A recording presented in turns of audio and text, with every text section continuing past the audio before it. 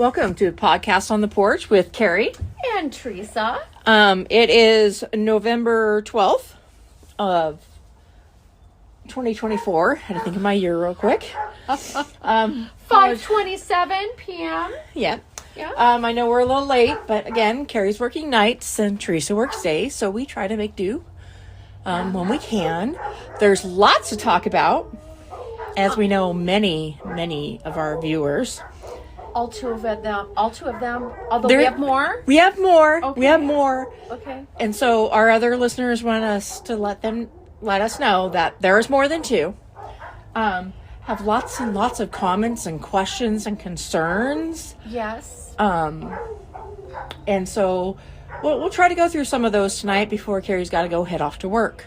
And then, as always, you will hear the rescue pupils howling in the background. And always remember to adopt your pets when at all possible. Yes, rescue, adopt. Don't do the puppy thing, please. And I want to let you know that can enjoy this. That we are still on the porch because it's November and holy cannoli, it is 46 degrees outside. We did have a caller that called in about 2 minutes ago, very judgy about the fact that I insist that we continue podcast on the porch as long as possible before we move to a warmer location. Okay, which I'm fine with, but when there's a negative in front of our temperature, I'm going to have to decline sitting on the porch. Okay. Unless we do a roaring fire, then I'll be all right, you know. Right. We'll table this. We will table this because we always talk for longer than 30 minutes, and I don't know if our little toesies can handle that 30 below with that wind chill. Oh, speaking of wind chill, did you see that the Weather Channel's no longer going to do a wind chill? Shut the door. Yeah. No. Yeah, it's on the National Weather Channel. They've been doing wind chill forever. What? Yep, they're not doing it anymore. For why? I don't remember reading the reason, but I read it like 3 weeks ago and went, well, how stupid is that? Well, how about real fuel? Like, what's the difference? Yeah, because how are farmers and ranchers? That's a lot of times what they judge, or children walking, or beats me. Wow. Yeah, that's so exciting. I know. So I guess we get to judge ourselves what the temperature outside is going to be, even though it may say negative 30. The real feel may be negative 70 with the wind chill factor that we don't know about. Okay. So I want to address first the mayor's comments. That big post that she put out, her letter, I should say, and she went rambling on, that got cut off at the end of that city council meeting, where she was pretty much calling me unethical because I recorded, like I always do, the committee meetings and the council meetings because their system doesn't work all that great, and they never recorded the community meetings, which I had been asking for a long time for to be recorded because so much just gets discussed in committee meetings. And this is just my opinion, but I feel the reason why this letter came out is because they were talking very specifically about a person in our community and his personal life, and it bit them in the butt. And so what happened? So I was at the meeting, and it was an ordinance meeting, and they were discussing the list of houses that the sanitarian has on a list that he would like to close cases on, them violating the city ordinance of like trash and way houses look and such on and such forth. And they were naming each people's house, and they were talking about people's homes and stuff. And they went very specific to one person on Ralph. And then they started talking about that person's personal life and everything that has gone about in the last year and such. And for whatever reason, maybe, they decided to close a bunch of other people's properties except for his and one other person's, which makes no rhyme or reason because he has been very advocate of trying to fix his house on top of being sued from his neighbor. And everybody knows about that whole situation and stuff because it was in the Ranger Review. But I'm not very appeased to be being called unethical when the people sitting at that table have known for how many years that I've been recording those meetings. So and then saying that I violated a law, which I did not, because under Montana code, you can record public meetings. They're supposed to be recorded anyways. So there's my speech on that. And in my opinion, I literally feel that this only came forth because that individual went to the council and such and complained to them about them talking about his personal life, which is, to me, not okay anyways. Nobody should be able to talk about personal life. And here's my other thing about their meetings. Community meeting, council meeting, whatever. They talk about so much stuff before the meeting starts that's never supposed to be talked about anyways. They're supposed to be talking about that stuff when it's live, during the meeting, and having open discussions. You and I have had conversations about the fact that council doesn't even do what they're supposed to do before they make a decision on all these things. So she talked about in that letter about transparency, and in my opinion, they're not transparent. Because when you sit down at a council meeting and you bring up such and such yes or no as a vote, but it's not even talked to anybody that's there, and you don't even read a resolution or an ordinance or none of that stuff, that tells me that you've already been talking about it. Especially when you go yes or no, but you don't want to, do we want to pass this? Do we not want to pass this? Because there's only, 2 people on each committee, but yet there's 8 council members. Yeah, so that tells me that it's not being transparent, that it's being spoken about via text message, phone calls, emails, whatever. And I'm just not okay with that. Anyways, the next thing let's talk about. Okay. We had some questions from some viewers. It sent in to us. Okay. Well, let me read. I believe this is from the first listener we ever had. So I'm going to refer to this individual as listener number 1. And so here is what listener number 1 sent us. Why does DCC believe that the mill levy tax dollars set aside for economic development in Dawson County should go towards a position at DCC? Is the mission of DCC the same as DCEDC? Is economic development done at the college level? Do the taxpayers believe DCC deserve economic development dollars? Is the expectation on that someone out of Helena or out of the state know how to best, my thing disappeared, best recruit business in eastern Montana? And so I think that we're going to love to have listener comments and questions. Some people don't necessarily, I don't know if this is referring to a Ranger Review article or something that happened at a council meeting or at a county commissioner meeting. And so, or in the future, if listener number 1 and all other listeners could send an attachment of what they're referring to with the questions and the comments, that would be fabulous. Now, to go away from abbreviations real quick, because we do have listeners that did not grow up in this area. Dawson County, or Dawson Community College. That's DCC. And DCEDC is Dawson County Economic Development Council. And so I think those were the 2 that I used in here. We have 2 economic places here. Yes, there are. So I don't know if Dawson County Economic Development, our local county economic development, has disbanded or if they're being absorbed. I'm not quite sure what is going on with that. But Dawson County Economic Development has always run with either a half-time or our full-time person. I don't know when they actually were established, but I believe at one time one of the directors even had an assistant. They're supported by the local tax dollars and focus on the economic development in Dawson County itself. Now, I think I don't know what their bylaws say. I don't know what their deliverable expectations with Dawson County Economic Development is. And so I can't speak to that now. Our larger economic development is Eastern Plains Economic Development. And they are I'm going to use more letters. They're a CRDC, and that is a Certified Regional Development Center. And I believe there's 12 of those in the state. So so Eastern Plains Economic Development actually services 5 counties. One is Dawson.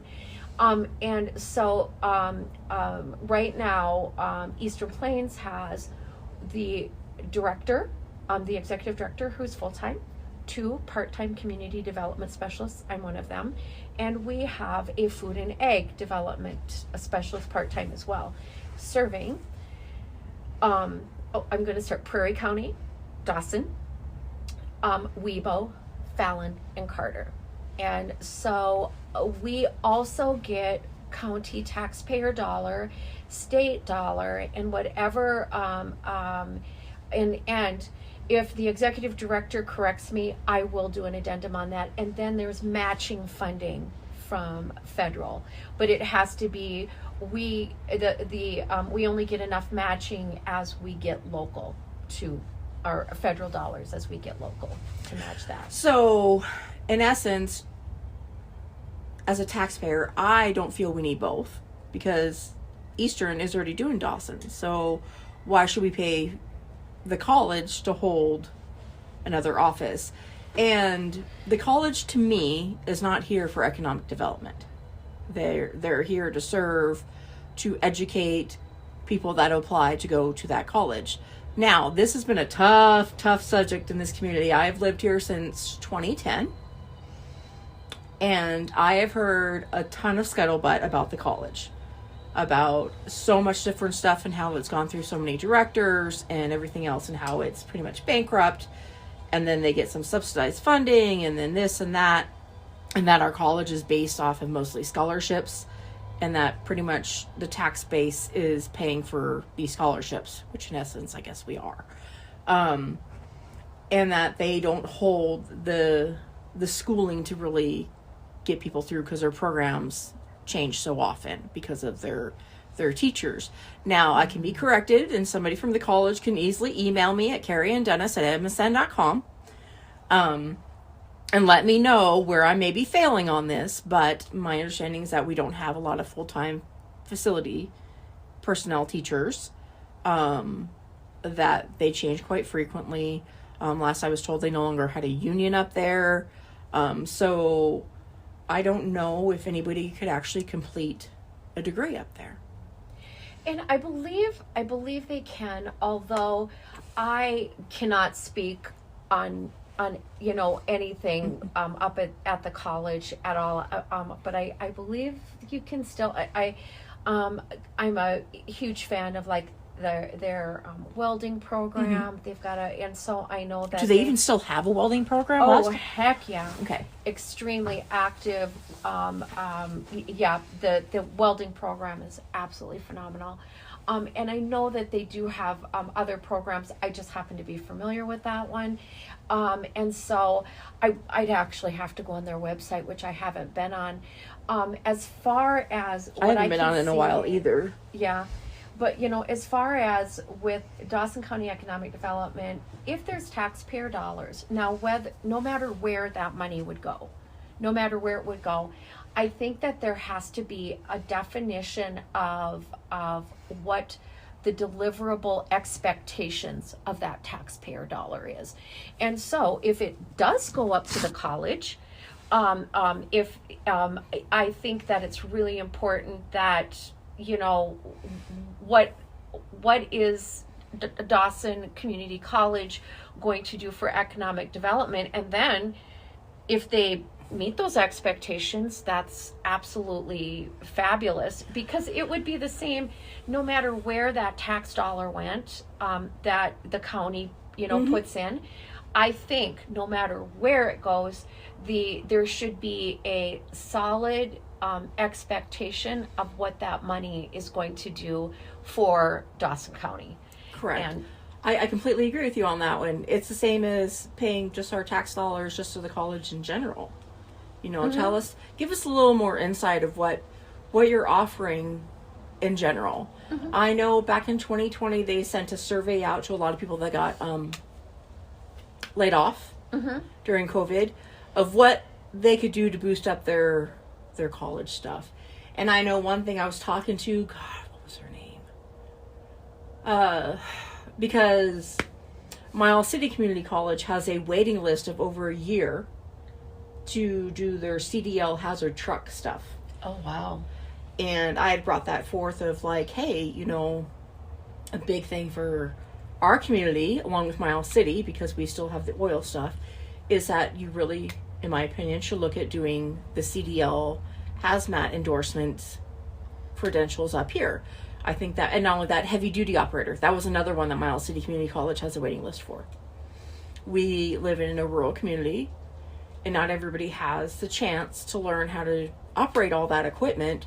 Yeah. But by being able to pay to go to school to do it is a huge bonus for not just our community, but our college to bring in more people and be able to help them assist in not just that degree per se, but maybe go further into ag, because there's so many people that have ag.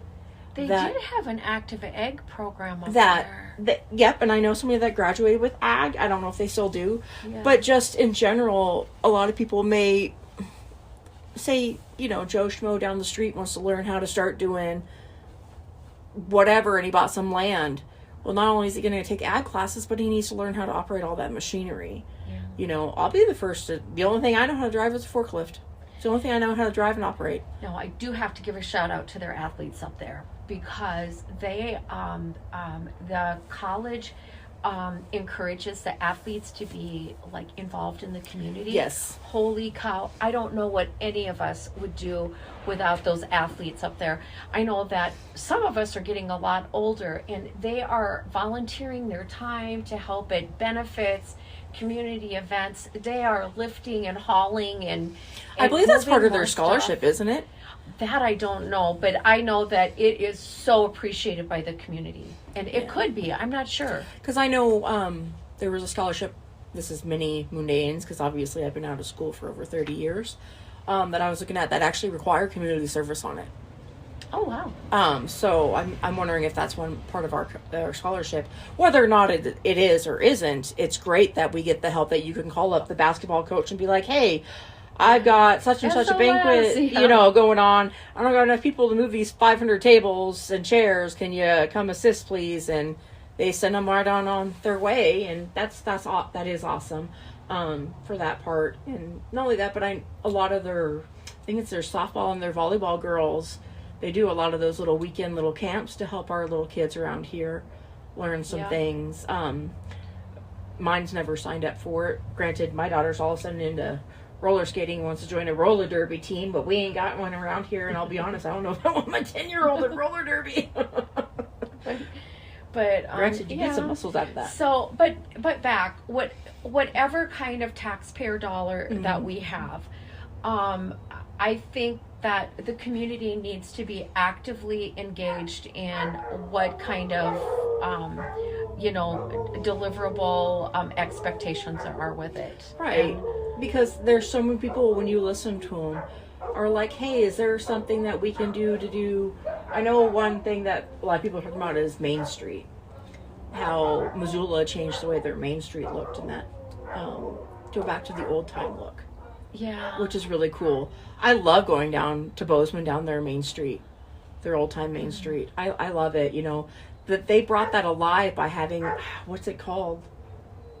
It's like Music at 5 or something like that. Alive at 5, probably, something like that. Yeah, where they have that, they like everybody in the community comes down, all the stores are open late, you know, it's almost like it's their version of Shop Small Saturday.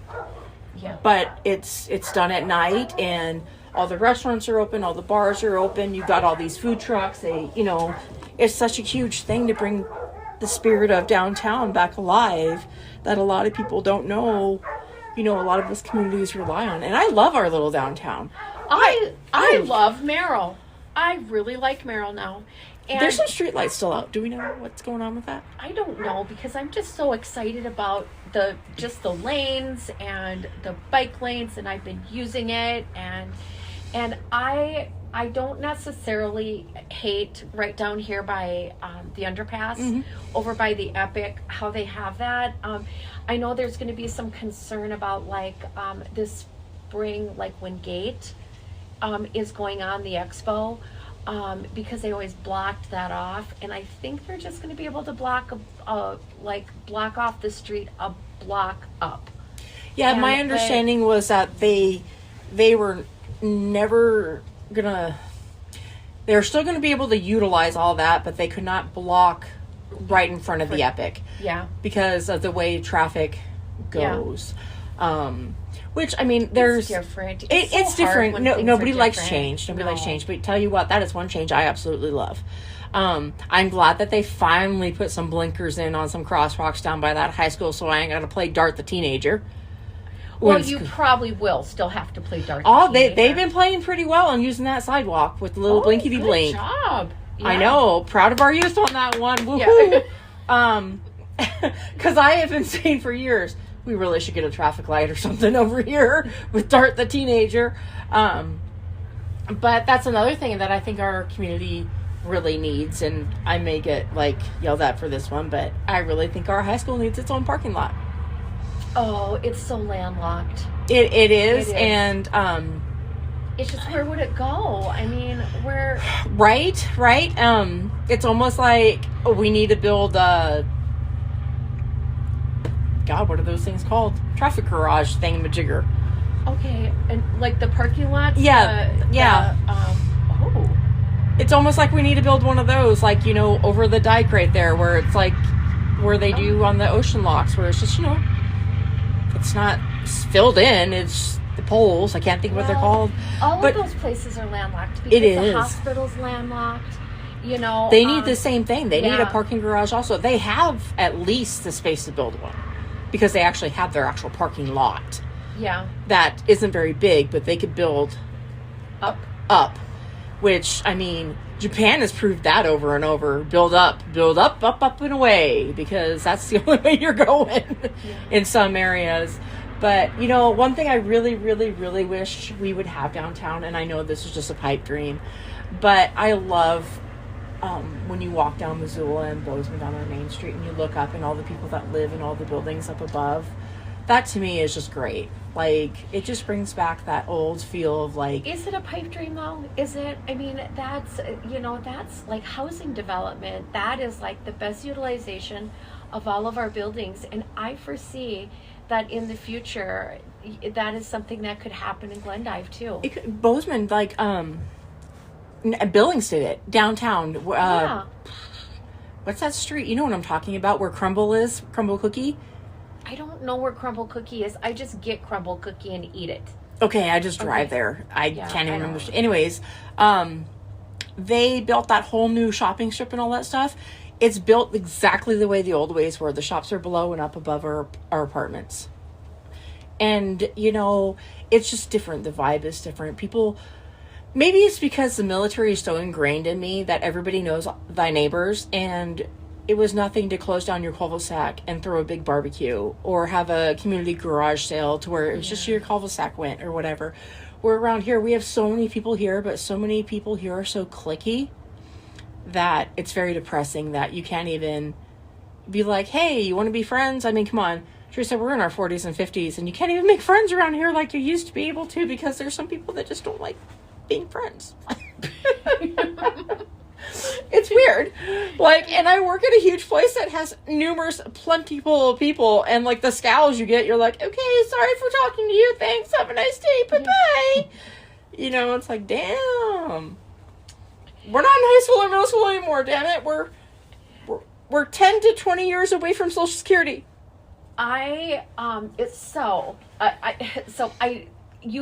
You see a whole different type of a lot of times with the work that both of us have done, we have seen the same individuals, but in general, a lot of our focus is on different type of people. So I'm really fortunate because I've seen some pretty cool people. I've gotten to see some that my neighbor would be more than happy for us to close off the street so we could have a street party. But unfortunately, I'm on one side of the street and they're on the other, and that's us. That would be our party. Just us two. I mean, I feel that. Yeah. I'm surrounded by empty houses. Let's see. I don't know what time do you have to go? I have to be to work at 6:30. It's Okay. 5:52. Okay, all right. So, pet licensing, we had that on our list. Yes, You so had things to say. all right, I just want to remind people that the city has redone their ordinance for pet licensing, and it goes by if your animal is neutered and spayed or not in the fees. And I really implore people in our community to pay these licenses. And I know people are so upset about them, but let me reiterate this, and I'm just going to go off it just from the base of what the ordinance specifically states. I mean, they're literally going to call you when they catch your animal. So would you rather pay that or the $300 ticket?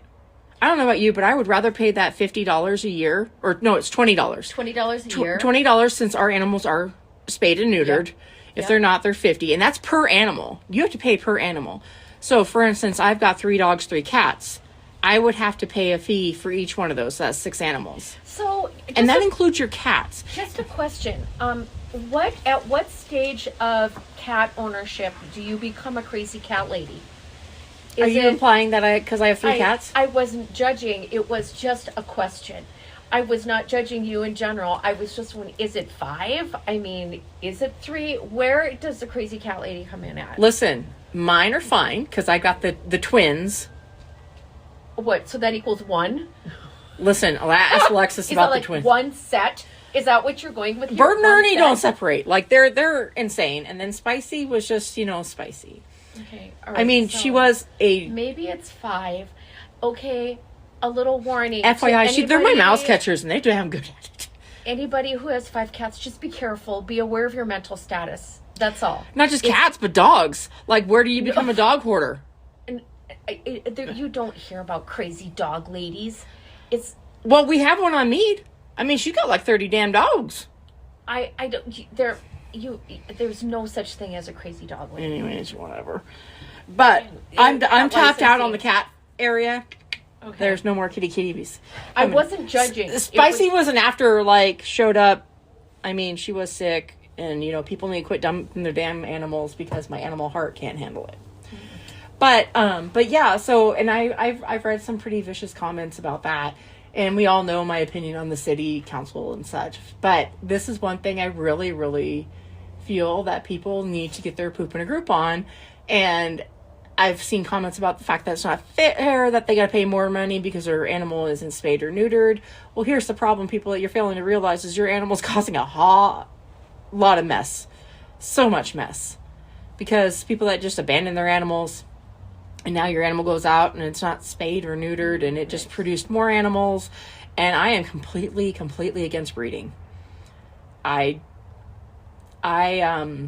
with you, Teresa. You and I are very big on rescues. Yeah. And when you have to turn away from what you're seeing, it's pretty bad. And just yesterday, 1,700 huskies got put down. No. That's across the United States. I mean, come on. That's just one breed of dog. Because shelters are so full. I was reading a report about how there's a shelter in California. And look at On Cue. Yeah, there's a shelter in California that houses 375 animals. On average, they have 500 a day. Texas has the same problem. Oklahoma has the problem. North Carolina, South Carolina, they're even worse after the storms. Yeah. People don't come and get those pets. Granted, they may not be, able to because they don't have a property anymore or whatever. Yeah. But you and I are a different cloth where our animals come first. So, and some people don't do that, which is okay, whatever. But, at least. Okay, so it's confession time. Tate was going into 6th grade. He was so excited about going into 6th grade, and I got called from the school on his first day because I forgot to get his immunizations updated. And so I ran home. I could find every dog vaccination record that I had. I couldn't find my kids'. I couldn't find their immunization records, so I had to take him. So I do love my children, and but the dogs were apparently right up there too. They wouldn't accept the dog's vaccination records for Tate to get into middle school. There's no shame. There's no shame. I mean, mine are in the same folder, so at least, kids. Yeah. Yeah. Which now, day and age, you don't even get a vaccination record. It's all on a database. Yeah, that was back in the day. Yeah, I mean, I still have my little booklet. You remember those little yellow books? I sure do. I still have mine. But whatever. But yeah, so what was our next thing? Okay, alrighty. Okay, legislative bills. And so I wanted to do a little education. And so I'll just talk for a couple of minutes about, I have never done anything at a state level with introducing legislative bills. And so there's two things that are happening that I'm really excited about, talking with our state Senator Bob Phelan and our local representative Brandon Lair. And so when I'm bringing up their names, I have not yet talked to them yet. And so that's really great that I just kind of throw them right under the bus before I get the opportunity to talk to them. But do you know, okay, so we're going to talk sexual assault services first. Do you know, Carrie, how sexual assault exams or rape kits get paid for? Through tax dollars. Okay, thank you. And how that works is so there's great changes with sexual assault programs coming through the state. That is really exciting. But right now, what ends up happening, and thankfully, I think it was back in like 2003, the state of Montana had decided that a survivor of a sexual assault will never ever be responsible for the cost of their own of a sexual assault kit, because that did happen like way in the past, and so we were really progressive about that. And so the Montana code then said that all rape kits, aka sexual assault exams, and that care is going to be paid by the agency of investigation. So that means that, say, I don't know, there was a crime that occurred in Dawson County, and that patient comes into Glendive Medical Center, which they can't right now because our program's not going right now. But if they were to come in, and Glendive Medical Center did that exam, then the county would be billed for the cost of that exam. Not necessarily the cost of injuries or if they had to go to the ER or anything, but the cost of that rape kit would go through the county or Child Protective Services or the city. But what ends up happening is that basically, as we know with tax dollars, it's all budgeted. And so so this is terrible. I don't mean to be crude, but so that means that basically when these agencies are budgeting for their next year's funds, they're going, I wonder what kind of crimes and how many crimes are going to be happening over the next year. And that is how they have to try to budget for these exams. And then, heaven forbid, the cost of the exam change. Well, in the state of North Dakota, all of the exams the bills get sent to the Attorney General's office in the state of North Dakota. And I would like to work with our local state senators and representatives to see if we can develop a bill where we can, however this works, it's going to be a new process. You'll get to hear about it. Everyone will get to hear about it. How we can introduce this, that all of these sexual assault exams across the entire state, child, men, and women, are paid for through a fund through the Attorney General's office and not out of the local agencies that might be just living off of a wing and a prayer, like our smaller, poorer counties. And why could that not come out of like our marijuana tax fund? Well, I don't have my readers on. What does that say? You need to read your text message. Okay. I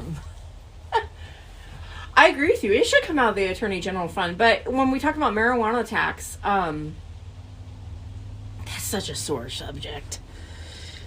Well, because it's here. I know here. it is because the might as marijuana well- tax is a sore subject because of the way the state introduced it. Because originally it was supposed to be something for schooling and law enforcement. Then it went to the general fund, and now... Well, I'm reappropriating it to victim services. And so, when you think about the marijuana tax, the first quarter that marijuana tax came about, Dawson County got $1.5 million. It was their total revenue. And of that, I think it was 20% or something like that. I know it was a huge amount. Anywho, I had the numbers many moons ago written down. And they had to split it between Dawson County, the city of Glendive, and the city of Ritchie. Mm-hmm. Now, if we take that and draw it back, this is just a flat line here, and say, since it's in the general fund, and they rewrite that bill of the marijuana tax, I could see it being able to be split more wisely than just being put in the... I think victim services. I think that... but it's more than victim services that needs to be involved in that. That's just my opinion. The mental health afterwards is huge. And crisis intervention. I mean, and crisis care. And, that should all be a part of it. So that's what I'm saying is that, you know how there's always there's black and white, and then there's that little gray area that somebody finds, you know, which you and I have fought numerous years on this gray area. I hate gray area, FYI, the people that don't know me well enough. It's black and it's white. There's no gray. Like, there cannot be any gray. A law is written as a law. You should not be able to finagle your little wording into it where the should be something else. Like, whatever. So I could see when you write that to go with that you not only involve that rape kit, but the mental health services, the victim impact services. You know, who's to say that, because human trafficking is huge. Yes. Huge in eastern Montana.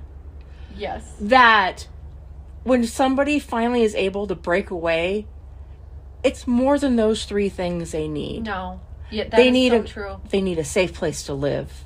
They need clothing on their back. And then they need hygiene. They need... There's so much to redevelop somebody, and as somebody that has worked...